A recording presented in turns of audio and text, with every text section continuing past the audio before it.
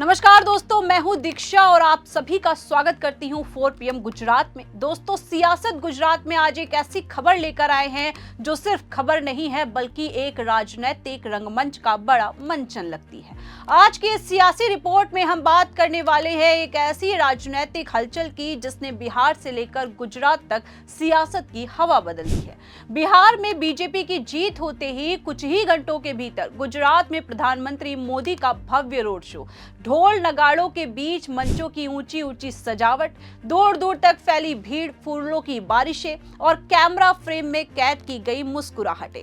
लेकिन यही वो जगह है जहां से सबसे बड़ा सवाल उठ रहा है, क्या यह जश्न जीत का था या जनता के असल मुद्दों से ध्यान हटाने का एक और राजनीतिक आयोजन। राजनीति में संयोग कम होते हैं। बिहार में जीत का ऐलान और उसी दिन गुजरात की धरती पर रोड शो का आयोजन, ये संयोग हो सकता है, लेकिन राजनीतिक गलियारों में इसे बीजेपी का खेला कहा जा रहा है।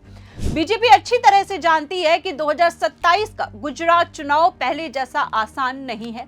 एक तरफ कांग्रेस ने खुद को फिर से खड़ा करना शुरू कर दिया है, दूसरी तरफ आपके कार्यकर्ता लगातार आदिवासी इलाकों में पकड़ मजबूत कर रहे हैं। उसी के साथ बढ़ती महंगाई, बेरोजगारी, स्वास्थ्य सुविधाओं की बदहाली और किसानों की नाराजगी, ये सब गुजरात में ऐसा माहौल बना रहे हैं जिसे सिर्फ रोड शो की चमक से ढका नहीं जा सकता।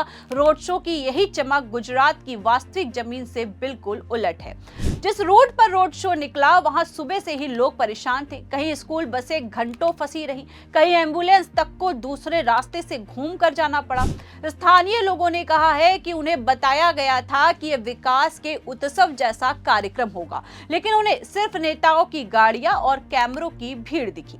किसी ने धीरे से कहा, काम हमारे लिए कम होते हैं, रोड शो उनके लिए ज्यादा। और इस बयान में शायद गुजरात की सबसे बड़ी सच्चाई छुपी हुई है। सरकार दावा करती है कि वो गुजरात को उत्कृष्ट गुजरात बनाने की दिशा में काम कर रही है, लेकिन जब जनता जमीन पर ऐसे उत्कृष्टता की तलाश करती है तो उसे सिर्फ वादों के बोर्ड दिखाई देते हैं। आरती की थालियां तो बहुत दिखती हैं, पर असल सुधार नजर नहीं आते। महंगाई पिछले साल के मुकाबले रिकॉर्ड स्तर पर पहुंच चुकी है। दूध, दाल, सब्जियां, हर चीज महंगी हो गई है। और इसी महंगाई में जब करोड़ों रुपए रोड शो पे खर्च होते हैं तो जनता सवाल पूछने लगती है, क्या हमारे टैक्स का पैसा हमारे लिए है या आपके चुनावी प्रदर्शन के लिए। दोस्तों, बेरोजगारी की स्थिति भी कम नहीं है। गुजरात के युवाओं में इस समय सबसे बड़ी चिंता नौकरी की है।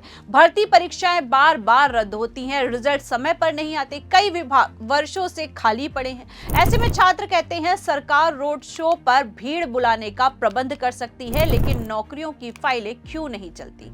जवाब कोई नहीं देता, कैमरे आगे बढ़ जाते हैं, सवाल पीछे छूट जाते हैं। स्वास्थ्य सुविधाओं की हालत भी लगातार चर्चा का विषय बनी हुई है। कई जिलों के अस्पतालों में डॉक्टर और स्टाफ की खासा कमी है, मशीनें खराब है, वार्ड भी कम है, इमरजेंसी सेवाओं में देरी आम बात हो चुकी है। पिछले 6 महीनों में कई अस्पतालों ने स्वयं स्वीकार किया है कि वे मरीजों की बढ़ती संख्या के हिसाब से सक्षम ही नहीं हैं। लेकिन सरकारी विज्ञापनों में सब कुछ चमकदार दिखाई देता है। डिजिटल गुजरात, उत्कृष्ट गुजरात, स्वस्थ गुजरात, और इन नारों के ठीक नीचे जनता कहती है, साहब हमें इलाज चाहिए, प्रचार नहीं। वहीं किसानों की स्थिति भी चुनावी मौसम में सिर्फ भाषणों का हिस्सा बनती है। एमएसपी पर ठोस बात नहीं होती। बड़ी बड़ी मंडियों में किसान अपने उत्पादों को औने पौने दामों पर बेचने को मजबूर है। किसी ने सही कहा है कि हम सड़क पर हैं और नेता सड़क शो में। ये लाइन केवल कटाक्ष नहीं है बल्कि गुजरात की जमीनी हकीकत है। रोड शो के दौरान कई नई परियोजनाओं की घोषणा भी की गई। फ्लाईओवर, एलिवेटेड रोड, नए अस्पताल, स्मार्ट सिटी का नया चरण। लेकिन जनता पूछती है, पुराने प्रोजेक्ट्स पूरे कब होंगे? पिछले साल जिस फ्लाईओवर का उद्घाटन हुआ वो आज भी अधूरा क्यों है? स्मार्ट सिटी के नाम पर जो करोड़ों खर्च हुए उनका असर दिखता क्यों नहीं? जीआईडीसी की सड़कों का हाल क्या सुधरा है? जल जीवन मिशन की गड़बड़ियों की जांच क्यों नहीं हुई? और सरकार बोलती है हमने सौगात दी है, जनता कहती है सौगात नहीं, सिर्फ घोषणाएं दी। वहीं रोड शो देखने आए कई स्थानीय लोगों ने कहा है कि काम है तो बस सजावट का। असल में सड़कें टूटी हैं, पानी की लाइनें लीकेज में हैं, कचरा उठाने वाली गाड़ियां नियमित आती नहीं हैं, गांवों में अब भी बिजली कटौती होती है, लेकिन फिर भी सरकार ऐसे कार्यक्रमों में ये दिखाना चाहती है कि सब कुछ ठीक है। और यही वो जगह है जहां सरकार और जनता की सोच एक दूसरे से पूरी तरह से विपरीत खड़ी दिखाई देती है। एक तरफ चमक है और दूसरी तरफ चोट है। वहीं विपक्ष ने भी इस पूरे कार्यक्रम पर तीखे सवाल उठाए हैं। कांग्रेस ने कहा है रोड शो महंगाई काम नहीं करेगा, स्कूलों की हालत ठीक नहीं करेगा। आम आदमी पार्टी ने बयान दिया है मोदी जी को गुजरात की याद तब आती है जब चुनाव सामने होते हैं। स्थानीय नेताओं का कहना है कि ये रोड शो गुजरात का नहीं कैमरों का था। विपक्ष के हर बयान में सरकार की रणनीति पर सीधे तीर चलाए गए और सड़क पर खड़ी जनता इन बयानों से कहीं ज्यादा प्रभावित दिखी। वहीं राजनीतिक जानकार मानते हैं कि बिहार की जीत को गुजरात में भुनाने की कोशिश स्पष्ट है। विजय का माहौल बनाना चुनावी राजनीति का सबसे पुराना तरीका है। जहां जीत दिखाओ वहां जीत की उम्मीद भी जगाओ, भीड़ को दिखाओ कि पार्टी जीत रही है, जनता भी उसी हवा में बह जाती है। लेकिन जब जनता के घरों में महंगाई हो, अस्पतालों में दवाइयां ना हो और युवाओं को नौकरियां ना मिले तो हवा भी सवालों की आंधियों में बह जाती है। ऐसे रोड शो की कीमत भी कम नहीं होती। सुरक्षा, बैरिकोडिंग, सजावट, प्रशासनिक तैयारियां और मीडिया मैनेजमेंट, इस सब पर करोड़ों रुपए खर्च होते हैं। और ये पैसा किसका होता है? ये पैसा जनता का होता है। किसी स्थानीय नागरिक ने कहा हमसे टैक्स लिया जाता है और हम ही सड़क पर खड़े होकर इंतजार करते हैं कि नेता की गाड़ी निकल जाए।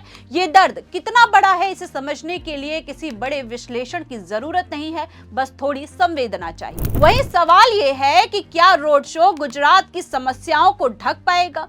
क्या फोन, फूल, फ्लैश और फ्रेम उन दागों को छुपा पाएंगे जो रोजगार के संकट, स्वास्थ्य की कमजोरी और महंगाई के रूप में हर परिवार की दीवारों पर लिखे हुए हैं? जवाब जनता दे रही है। हमें शो नहीं, शासन चाहिए। हमें रंग बिरंगी विज्ञापन नहीं, काम चाहिए। हमें वादे नहीं, हकीकत चाहिए।